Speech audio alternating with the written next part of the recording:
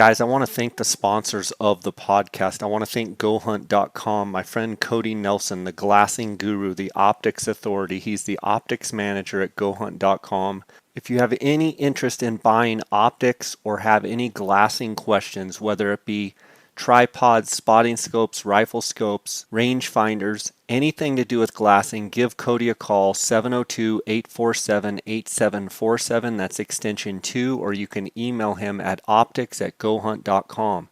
You can also send him a text or call him on his cell phone at 602-399-3699. Guys, right now at GoHunt.com Insider, you can take advantage of the free trial. Go to GoHunt.com/JScott. You're going to be able to take advantage of a free trial of the Insider. GoHunt is always adding more value for their Insider members. They've now added real 3D maps as a part of Insider for no additional cost. What an incredible value. Very soon they're going to have their mobile app up as well.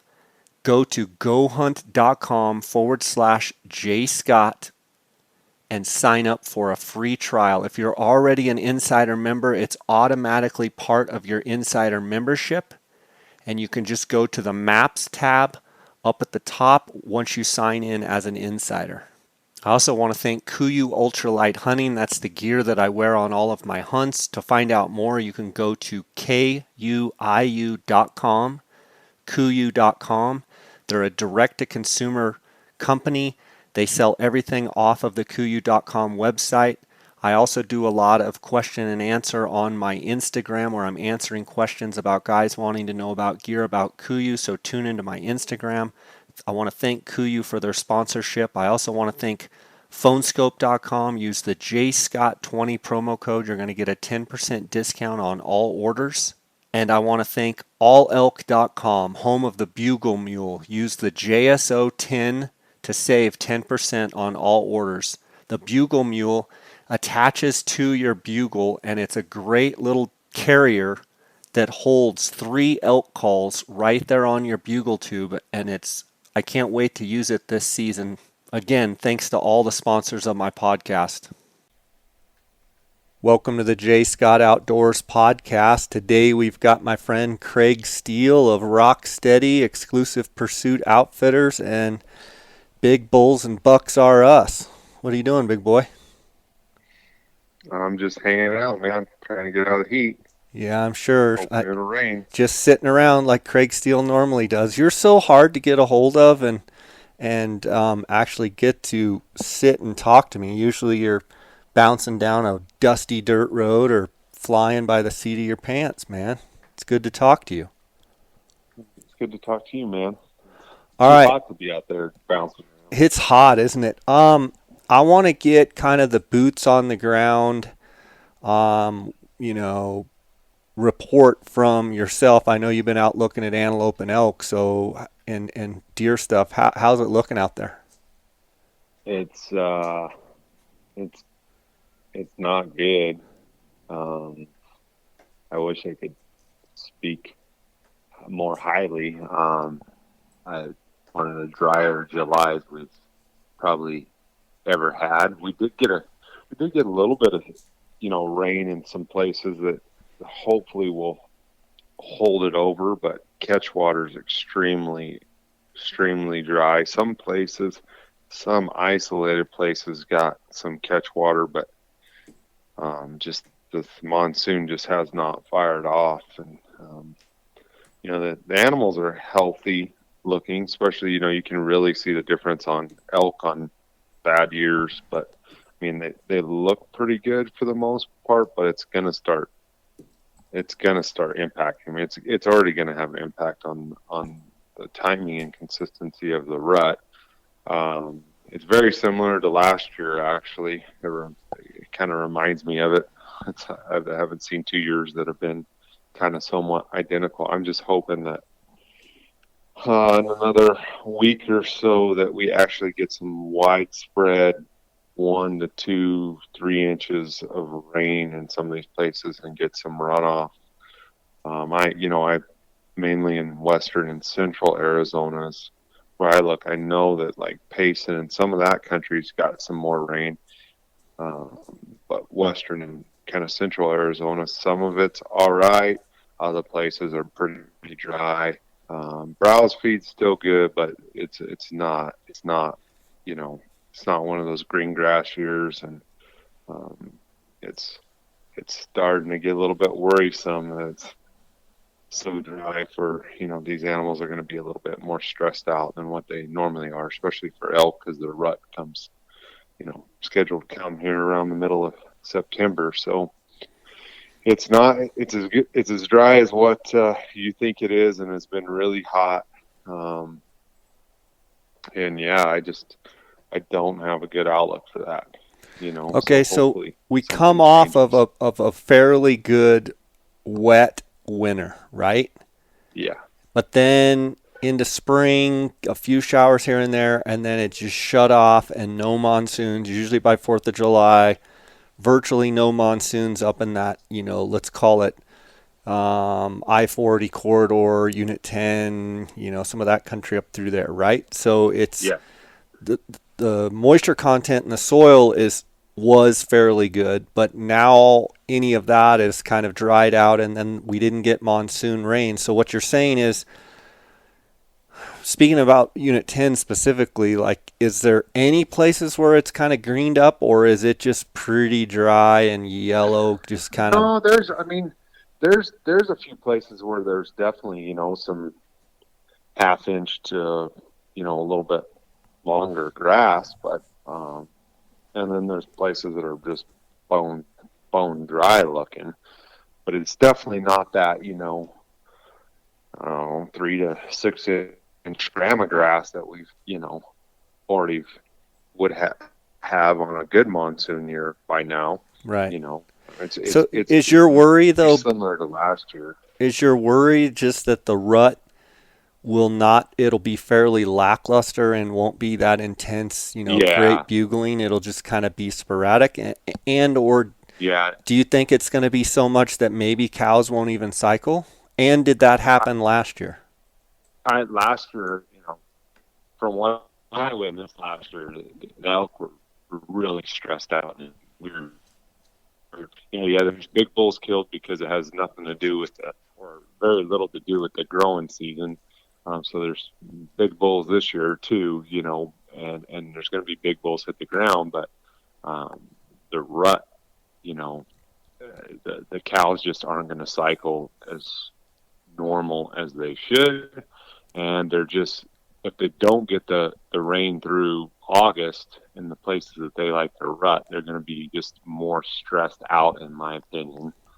And they're not going to cycle. They're not going to rut as hard as what they normally do, and it's going to be a little bit, you know, not at our advantage as far as hunter goes to slip in on a bunch of rut infest going on because it's just going to be very isolated.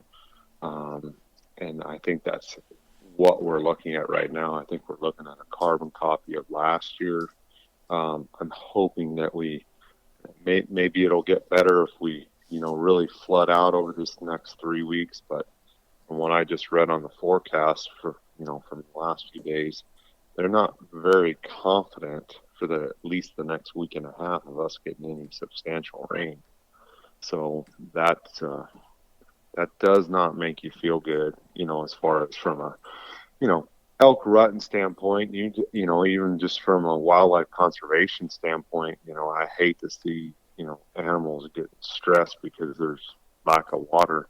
I know there is water hauling going on in Unit 9 right now. I know there's ranchers that are running low on water to pump, um, and it's that's a stressful thing for not only the animals but everybody that uses the resources out there. So it's going to be kind of interesting.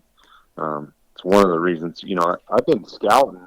Definitely have been looking for antelope and stuff. I haven't scouted for elk as much as what I normally do, just for the simple fact I haven't man I haven't wanted to really get after it. I because I don't know where the elk are going to become because the feed's not right. I know they're not in the places they will be if we get some good rain. And then on the other hand, man, I don't want to go bumping bulls right now, or cows. It's literally that dry. It's one of those things where I don't want to stress out any more animals than what we have to, you know. So What about the just been antelope? mainly looking at. You always hear that antelope in dry times do better. How do the antelope look, and what's the story? Um, you know, yeah, you hear that, and I think I've said on here before. I'm not sure how entirely justified that is, but you know, uh, the antelope this year, from what I've seen, I mean, they look pretty good. I haven't seen an overall boom in like, oh, they're just record bucks everywhere. I've scouted 5B, 18A, 18B, 15, a little bit of 10, a little bit of 7, and 19B, but just haven't seen like an explosion, and there's just big bucks everywhere. I've seen some solid bucks. The animals look healthy. Antelope are always hard. They're kind of like sheep. They're hard unless you really get really close to them to see kind of their shape, because they don't have as much weight to them as an elk or even a deer to be able to kind of profile their body fat. But uh, I mean, they look good, but I don't see a big jump in record book bucks. Although their growing seasons, December through usually late June. So it's a lot longer cycle, and it wasn't necessarily dry during that time frame for us at all. It was actually pretty wet for the most part, but seen a lot of good bucks. Haven't seen, only a couple bucks that I would say were in the solid, 83 to 85, maybe 86 range, and then a lot of bucks in that high 70s to kind of 81 range. Um, it's so funny, you hear about 90s all the time, but you definitely don't see that many getting entered into the rec bucks. There's just not that many big bucks around, and it seems like the areas that have the big bucks get pressured pretty good, and get picked off by raffle and auction, and for whatever reason it seems like our antelope are not producing, in my opinion, um, as many big bucks as what it seemed like there used to be. And I could be just just a little bit naive, but it seems like you got to look a lot harder to find a buck that's going to be 82 to 83 than you did 10, 15 years ago. So, and I don't know. I don't have an explanation for it. For the elk hunters and antelope and archery deer hunters that have tags in their pocket for Arizona coming up, that are planning to start hunting archery deer pretty soon, and archery antelope, archery elk coming up.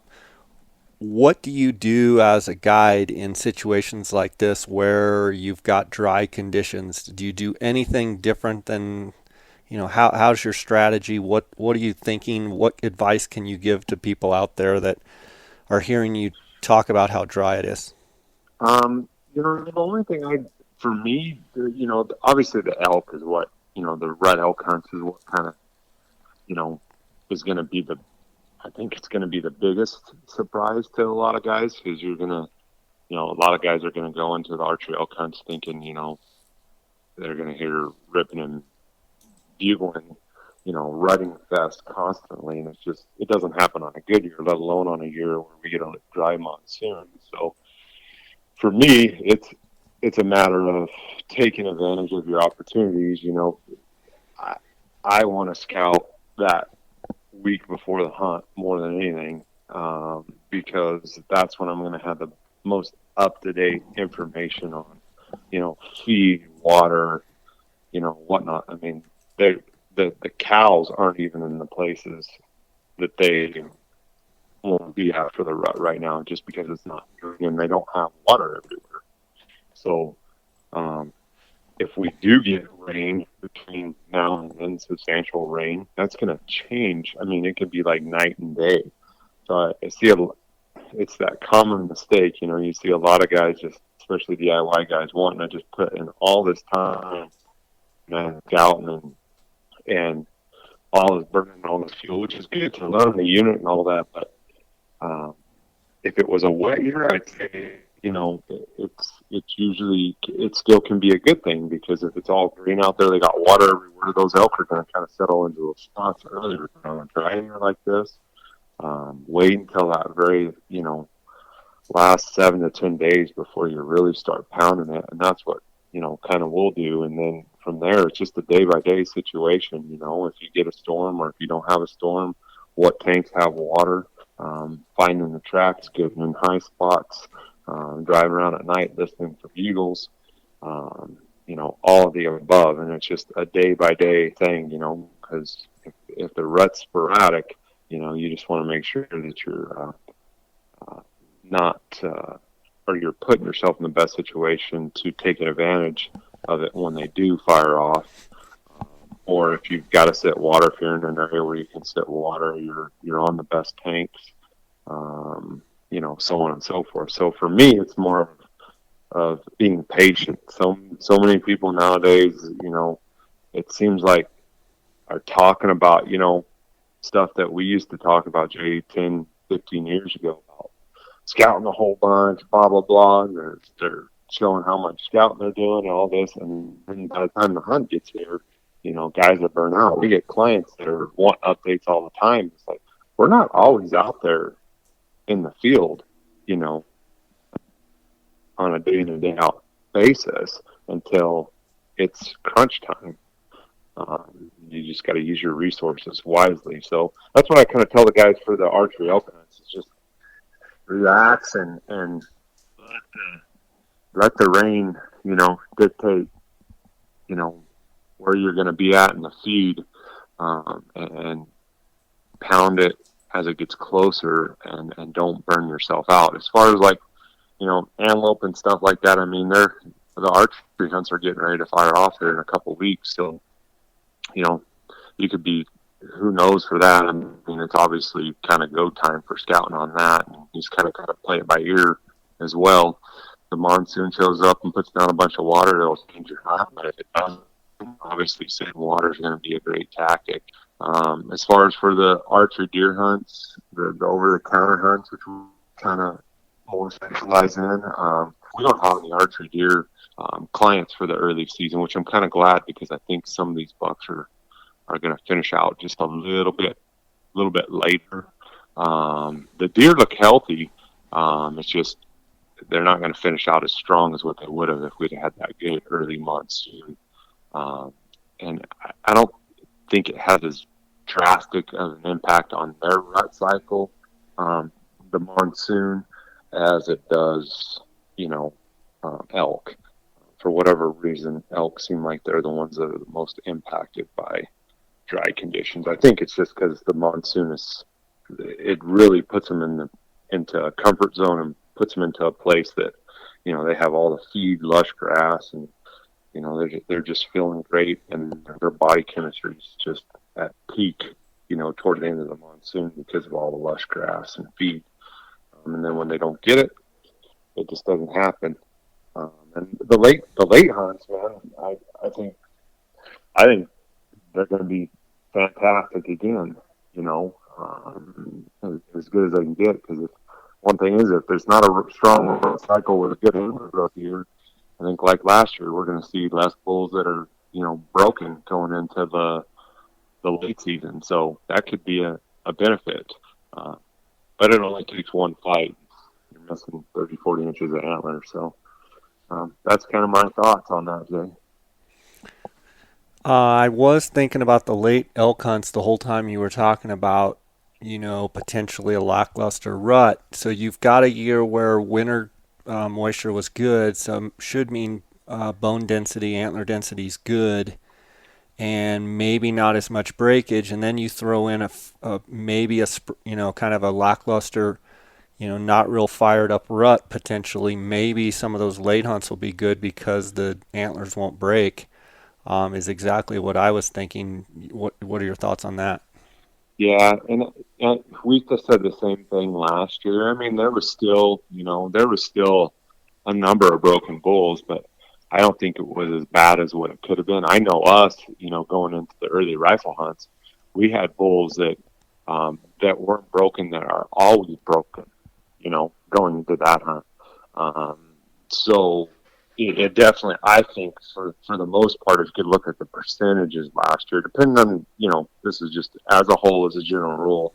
I think for the most part there was less breakage last year, and I think it's gonna could hold true for this year as well as a whole. It doesn't mean that one area is not going to see more breakage than another area, or a bull's not going to break. That's for sure. But it might be a good year to have a late season tag just because if they're not running as intensely, then there's probably going to be less conflict. So. Moving forward, give us the scoop on Rock Steady. Tell us what you're making and what you're up to. Obviously, I'm sure you're not going to tell us everything, but Yeah. this is like waiting for the movie Top Gun to come out or something, and then they keep postponing it and telling it Yeah. that they want it to be just right. And you're like, come on. Yeah, I mean that is so. Rock Stedi hunting gear, and I've talked about it on Jay's podcast before. It essentially started with the idea of building a bipod, a hunting bipod, specific bipod, and then going from somebody that doesn't have an engineering background, started contacting engineers and product designers to build a prototype for me based on what I wanted as a hunter that does predator hunting and big game hunting, western big game hunting. Um, we're really close to getting a final prototype done over the last 3 months. The last prototype that we had, I called it 90%. I think we're 80 to 90% there on that one. I don't even have it in my hands. I sent it back to the designer because he's making some functional upgrades on it. But we're getting close. We're going to have pre-orders available on our website, or via our email list. If you sign up for an email list, you'll get basically a kind of an invite to pre-order, and you'll get our lowest pricing ever on the product. And that will sometime this month we'll roll that out. And it's a pre-order. I'm not going to mention when I think we're going to end up shipping out bipods, because I have learned my lesson and coming out with dates, and then not reaching just out of my own naiveness as far as how long it takes to get a product to market. But we're making right now. Our bipod, our initial bipod was built around my size for a guy that was my size, a guy that was 6 foot plus. I'm 6'3.5", and we call it the prone to 42 inch. So it goes all the way from basically 5 inches off the ground, lying prone, to 42 inches. So the goal was to be able to not sacrifice the stability of a long range prone position in a bipod while still allowing you to sit on a side slope or an angled shot or out of a stool on a bipod that's appropriate height. Most bipods out there today go up to about a max of 27 inches. And that's all right if you're on flat ground or if you're, below 6 foot in height. But if you start getting any inclination, or you're sitting on a slope or sit in an elevated position in any way, which is a lot of the shooting for western big game hunting, and probably about 90% of the shooting for predator hunting, you're in an awkward position, and many times you're not in the right position. So you got to carry sticks, or you got to shoot off a tripod. Which there's a time and a place for tripod shooting, but a tripod's just got 3 legs, and it's just not as, you can't maneuver it nearly as well as you can a bipod. So we're coming out with 3 models: the prone to 42, the prone to 34, which that's for guys under 6 foot. Guy that's under 6 foot can order the prone to 42, but we're making them for guys that are above 6 foot and guys that are below 6 foot, or gals. And then as well as we'll come out with what we call, I don't know what we're going to call it yet, but it's designed to go from low prone to high prone. So if a guy just wants a prone bipod, they can come out with that, or they can buy that one as well. So we're close right now. Josh, the lead designer on it, I would say he's the lead designer on it, is finishing up some of the functional stuff that we had to change on it. And hopefully I'll have that prototype in my hands by the end of the week. We've already begun doing what we've been waiting on for the pre-orders, is doing a cost analysis on what it's going to cost us on our end to actually build the bipod. And then from there, we can come out with a price structure for our pre-orders and for retail. So that's where we're at, Jay. And, I've been working on other stuff as well, not just the bipod, but the bipod is the initial product that we're putting to market. And I'll just say that all the other products that we're going to come out with are all based, right now, are all based on the guy that's, a serious Western big game and predator hunter, a guy that, doesn't want to use more gear, wants his gear to be functional, durable, and to be also with the mindfulness of weight. So, you may see binocular tripod adapters. You're going to see a tripod from us. You're going to see a whole system around the stability of making, shots from prone to standing. But we're not going to add any more gear to our packs. We're going to utilize the gear that is already out on the market, and we're just going to make it better, and make it more functional and work as a system versus, having 18 million different products out there that don't really provide a solution that, is kind of streamlined. So that's where we're at. Awesome, man. Well, I'm looking forward to seeing the launch of that company, and I know the craftsmanship and the marketing and the business side of it, I know that's kind of in your wheelhouse, and it's nice to see you being passionate about something, a product that you actually want and want to use. And I think that's where, people that are successful, they find that niche of things that, they actually want and want to improve on, and then they are able to, see that passion through. And it's going to be exciting to watch you come out with these products and sell them and market them and tell people, use transparency and let people know why those products, why you think they're better than other products out there. So it's going to be a fun journey. It already has been to watch. And glad I was able to catch up with you and get a little report up there. And it's always great talking to you. Tell Lee hello. And what about sheep? Do you still need some sheep hunters, or do you have sheep hunters, or what's your stance right We now? would like to get one more sheep hunter. We got one sheep hunter right now, which you know how it is in Arizona. You're always blessed to get one sheep hunter. So we've got one sheep hunter in the 15Ds, and then we would love to get another one in the Region 3 area, but hasn't happened yet. So we'll see. Right on, man. Well, sounds good. The season's about to kick off, so I know it's going to be a little harder to get a hold of you. So I just wanted to touch base with you before that, and wish you the best. And can't wait to see some of the first products from Rok Stedi. So appreciate you coming on, and get after them this season. I know you guys will. All right, thanks, Jay. I appreciate it. All right, buddy. God bless. Bye bye.